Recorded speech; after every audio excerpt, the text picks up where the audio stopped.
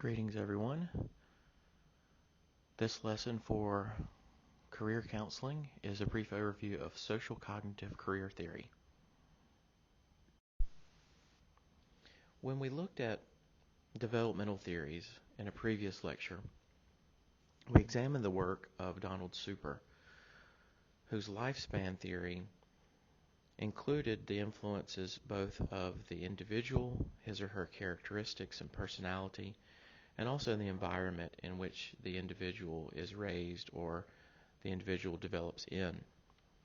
Social cognitive career theory, which is anchored in Bandura's theory of self-efficacy, really capitalizes on this mutual influence of the individual and their context. Social cognitive career theory seeks to explain three primary things. First, the development of academic and vocational interest. Second, how individuals then make educational and career choices. And then finally, educational and career performance and stability.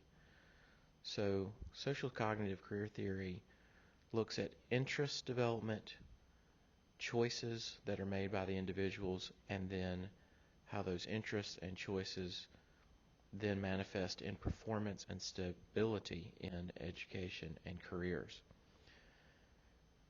SCCT offers three segmental models that have different emphasis centering around three core variables: self-efficacy, outcome expectations, and personal goals.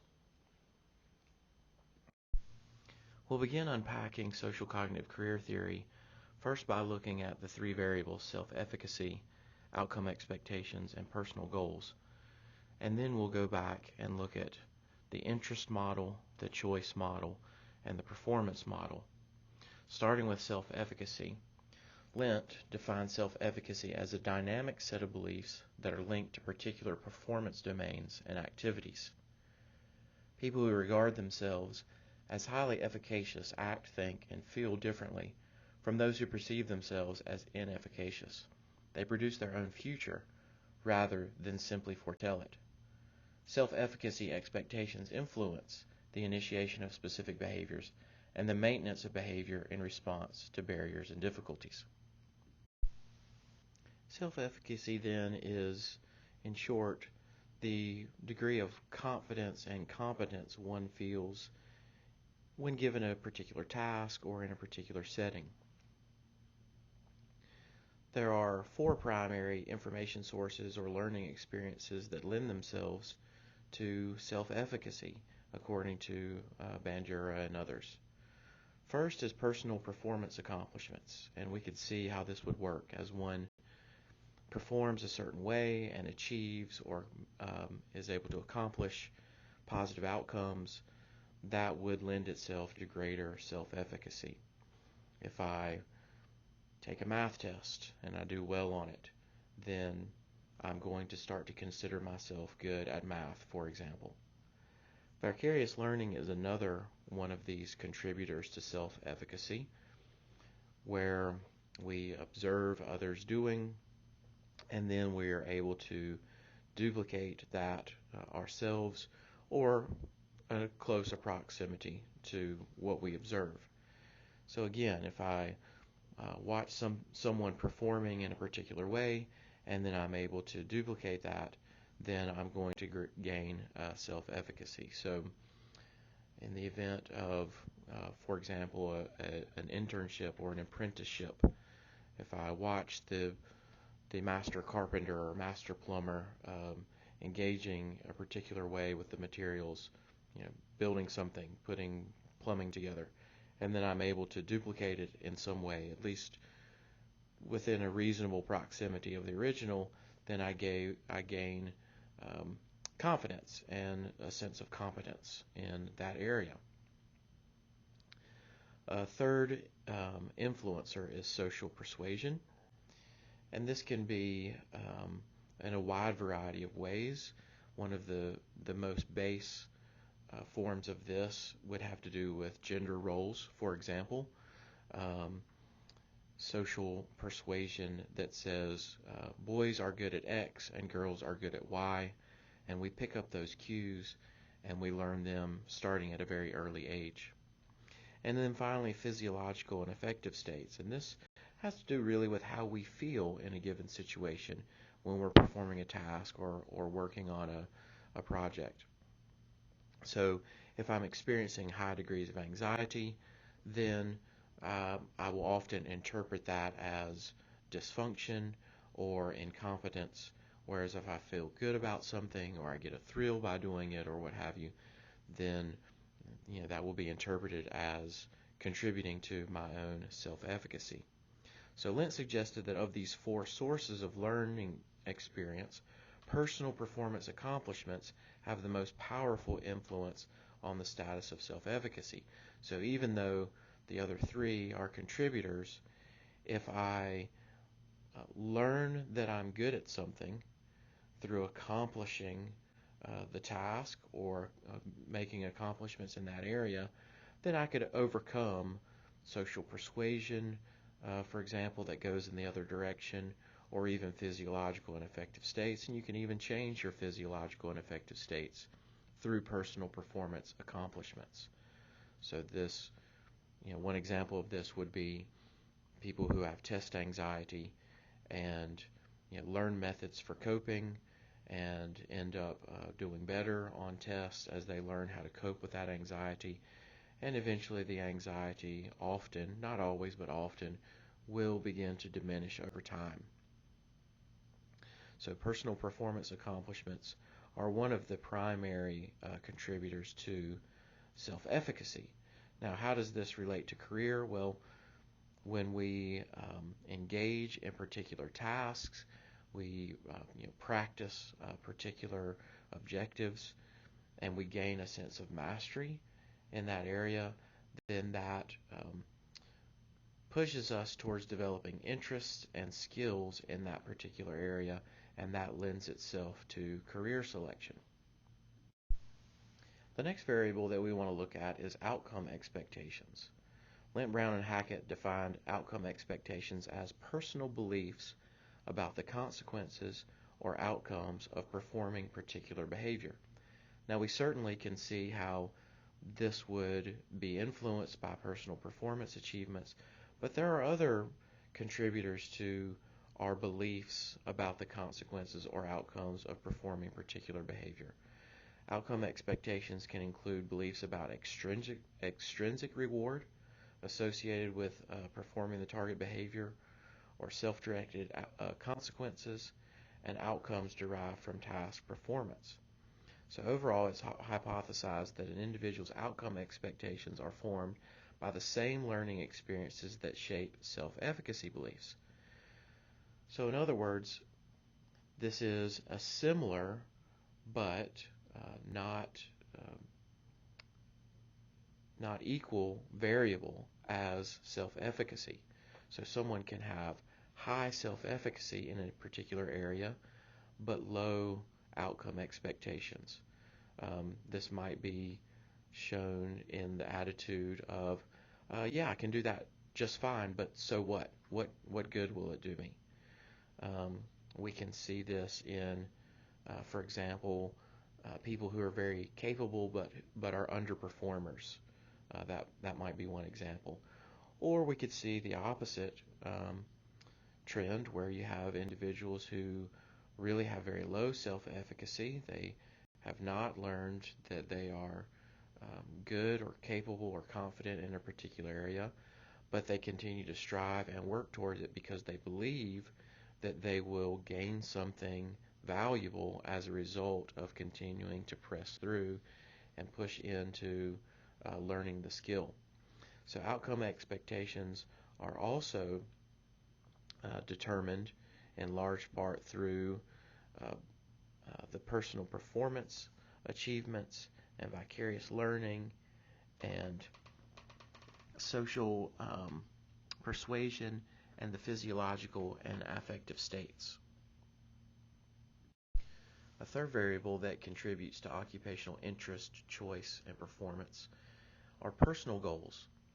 Now, personal goals differ from outcome expectations in that outcome expectations represent what an individual thinks will happen when a particular behavior or task is engaged in.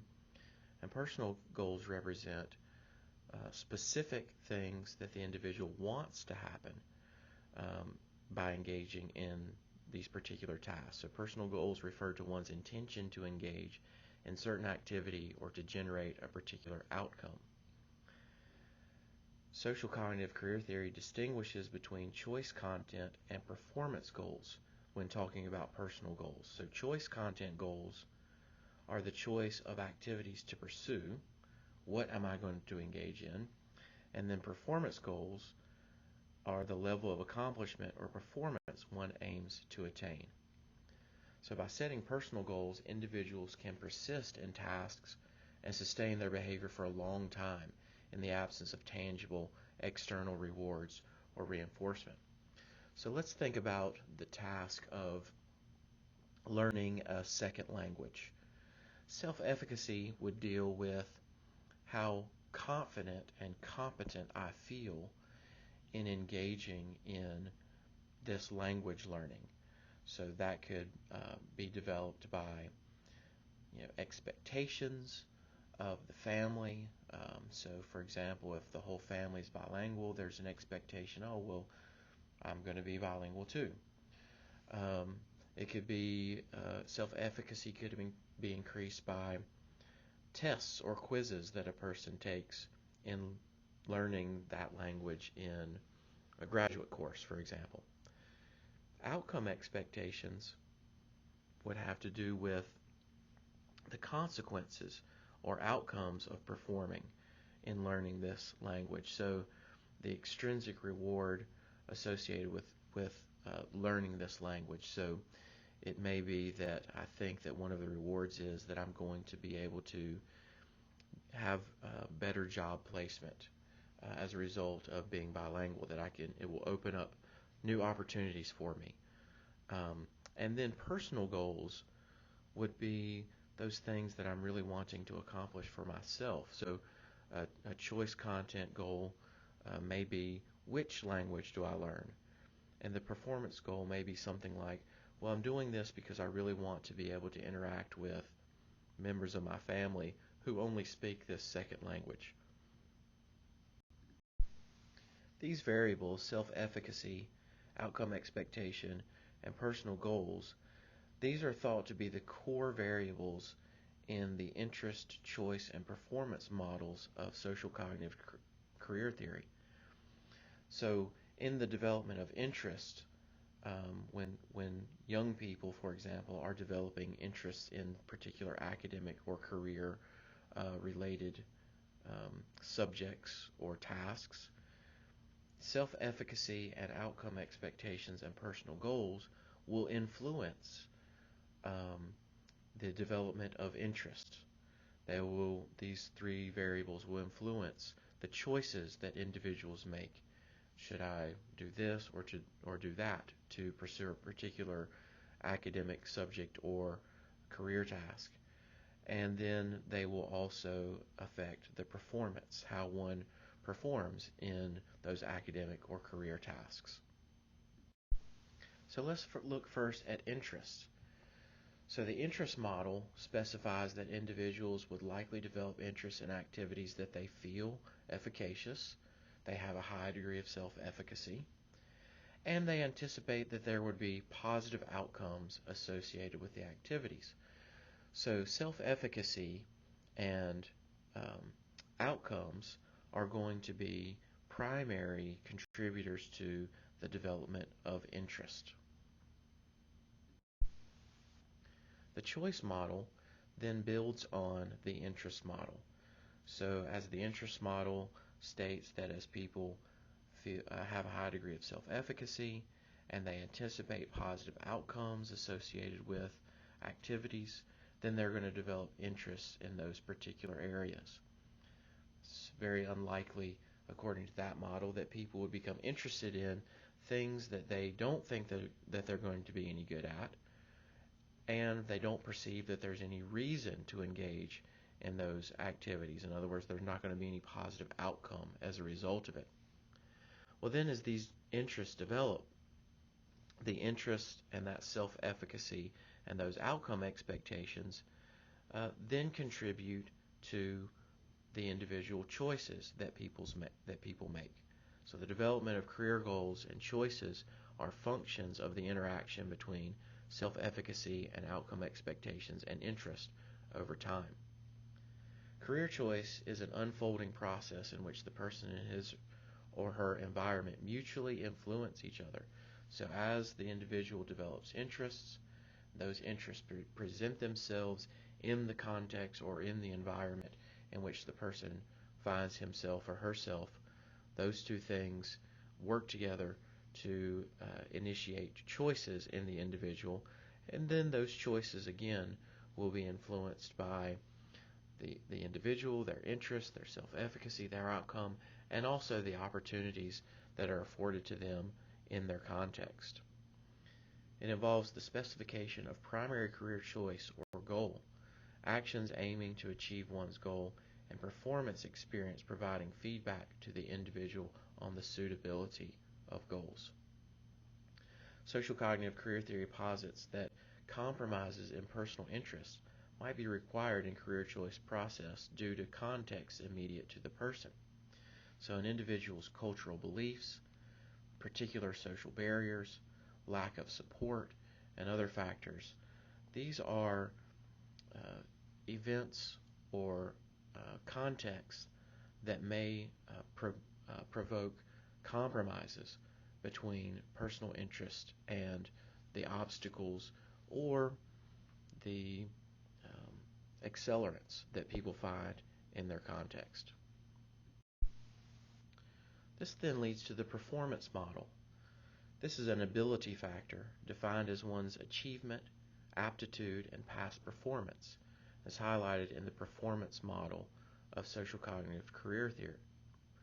Ability serves as feedback from reality to inform one's self-efficacy and outcome expectations, which in turn would influence performance goals and levels. So as people attempt to engage in particular tasks and activities, reality then either reinforces self-efficacy or disproves one's self-efficacy, and then there are certain outcomes that happen as a result. And if those outcomes don't match the outcome expectations, this can then either reinforce or inhibit one's desire to engage in those tasks and abilities. And this is part of the performance model. Now, Lent suggests that incongruence between efficacy and objective ability, for example, overconfidence or underconfidence, so when I think that I'm competent and confident in a particular area, but it turns out I'm not really, or when I don't think that I'm competent and I don't have confidence in a particular area and it turns out that I am capable, this is likely to lead to undesirable performance. So for example, if someone has a lot of confidence and they feel very competent in an area, but they're not really that competent, they don't have the objective ability, then they're likely to not prepare well, for example. Either not prepare well for a test, or in writing a paper, or performing in a particular way on the job. And this, of course, is going to lead to undesirable performance. And the same is true the other way. So performance anxiety can be another example of this incongruence between efficacy and objective ability. He states that the optimal point for performance is a slight overshot of self-efficacy, which promotes further skill utilization and development. So where people aim for slightly more than their current abilities, this drives them to perform better. It drives them to further development, and it creates goals that are within a reasonable range of accomplishment. So they're not shooting for something that's out of reach, and they're not shooting for something that would be considered underperformance, and that drives continual development. Now, there are a lot of elements here in social cognitive career theory, and so this is just a simplified view of how this would work. Starting at the left-hand side, the person brings in their own inputs or their own characteristics, their predispositions, their gender, their race or ethnicity, their disability, their health status, and they also have background and environmental influences, the context that they're raised in, the opportunities they have to learn particular things or explore particular areas. And these things contribute to one's learning experiences. So their personal inputs combined with their context contributes to learning experiences. Does the person have the opportunity and the disposition to try out an archery class or just to go shoot the bow and arrow with a neighbor? That's a learning experience. And this will contribute to self-efficacy expectations and outcome expectations. So whether I am confident and competent in that thing, and whether I think that I can do it, and then what is going to be the result or the outcome of pursuing this thing. And those self-efficacy expectations and outcome expectations then contribute to interests, which combine with self-efficacy and outcome to contribute to choice goals, and then choice actions, and then performance. And then performance feeds back into the learning experiences, and then it goes through and cycles through again. So you can see kind of how the different pieces, self-efficacy, outcome expectations, and personal goals, then can contribute to interests and choices and performance, which feeds back into learning experiences again. So social cognitive career theory offers a comprehensive framework to understand the development of career interest, career choice, and performance that's grounded in self-efficacy. Social cognitive career theory has generated a large number of research studies, some conducted with international samples. One example of such research is a study by Noda, Ferrari, Solberg, and Soresi, who used social cognitive career theory framework to examine the career development of Italian youths attending a university preparation program. There was a positive relationship in this study between the career search self-efficacy of participants and family support, so individual and contextual inputs, and a negative relationship between career search self-efficacy and career indecision. So as people have more self-efficacy in the career search process, they have less career indecision. For male students, the relationship between family support and career indecision was partially mediated by career search self-efficacy. And these findings are consistent with the general SCCT career choice models, and they illustrate the importance of social support to career decision and efficacy. So you're getting the self-efficacy component in this study, you're getting the contextual support component in this study to just demonstrate an overall support of the model. Finally, overall, SCCT offers international career guidance practitioners and researchers an overarching framework to guide practice, as well as tangible propositions and hypotheses that could be tested empirically. Now, efforts are still needed to develop or adapt existing instruments so that variables associated with SCCT can be tested via measures that are valid and reliable across cultures.